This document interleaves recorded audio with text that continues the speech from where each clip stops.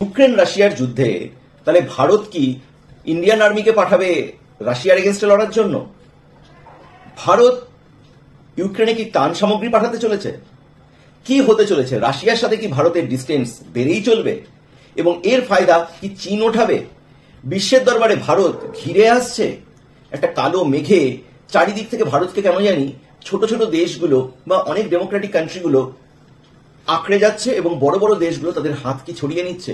কি অবস্থা হতে পারে 2024-এ? আমরা জানি রাম মন্দির হয়েছে, রাম থাকলে রাবণও থাকবে, কিন্তু কোন পথে যেতে চলেছে না ঠিকভাবে সমস্ত কিছুর মধ্যস্থতায় ভারত ত্রাতার রূপটা ধারণ করবে। যে কাজটা বিশ্বের দরবারে এই মুহূর্তে দাঁড়িয়ে দুবাই করছে, ভারতও কি তাহলে সেই জায়গাটা করতে চলেছে?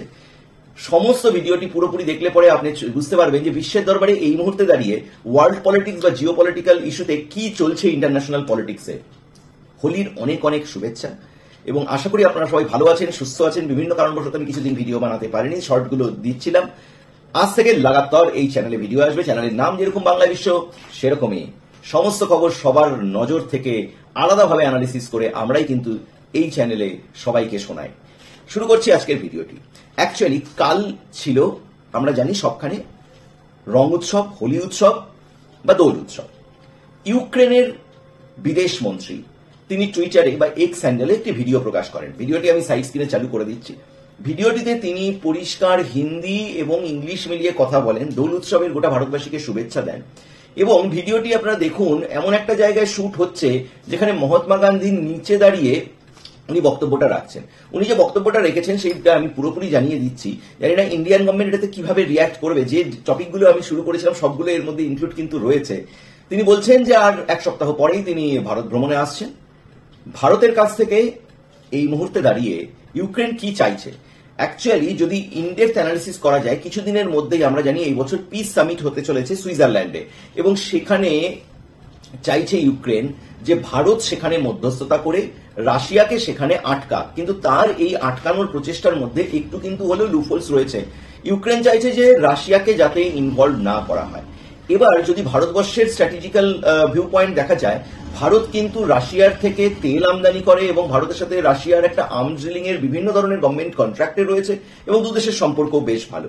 সেক্ষেত্রে ভারত কখনো চাইবে না বলে আমার মনে হয়। বাকি তো আমাদের বিদেশ মন্ত্রক বা গোটা টিম আলোচনা করবে যে এখানে কি স্ট্যান্ড পয়েন্ট হওয়া উচিত, যে রাশিয়াকে আদৌ বাদ দেওয়া ঠিক হবে কিনা। বাট ইন্টারন্যাশনাল পলিটিক্স নিয়ে যতটুকু আমরা জানি, যতটুকু আমি গবেষণা করি বা যতটুকু আমি এদিক ওদিক থেকে ইনফরমেশন জোটাই, তাতে বোঝা যাচ্ছে যে ভারত এই ভুল স্টেপ কখনো করবে না। তাহলে পরে ভারত এই মুহূর্তে দাঁড়িয়ে যে অ্যাকচুয়ালি ইউক্রেন গভর্নমেন্ট কিন্তু দে আর সিকিং হেল্প, মানে যুদ্ধ হতে হতে একটা দেশের ইকোনমিক্যাল কন্ডিশন এমন জায়গায় চলে যাচ্ছে, সেখানে তিনি আবেদনও করছেন ভারত সরকারের কাছে যে যারা পড়তে চলে এসেছিল, আমরা জানি সেই সময় প্রচুর মেডিকেল স্টুডেন্ট কিন্তু ভারত সরকার ফিরিয়ে এনেছিল যখন ইউক্রেনের সাথে যুদ্ধটা শুরু হলো।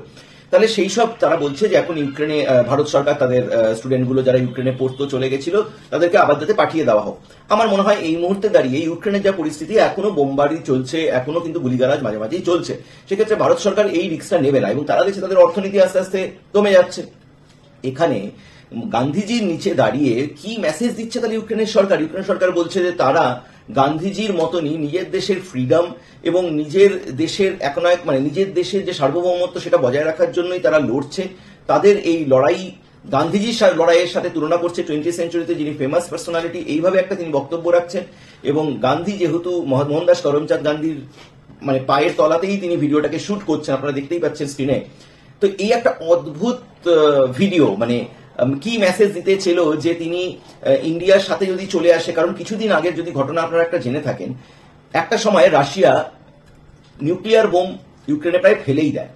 সেই সময় কিন্তু ইউক্রেন দ্বারস্থ হয়েছিল চায়না এবং ভারতের কাছে যে তোমরা আটকাও, এবং সেটা একমাত্র পাবলিশ করেছিল CNN নিউজে।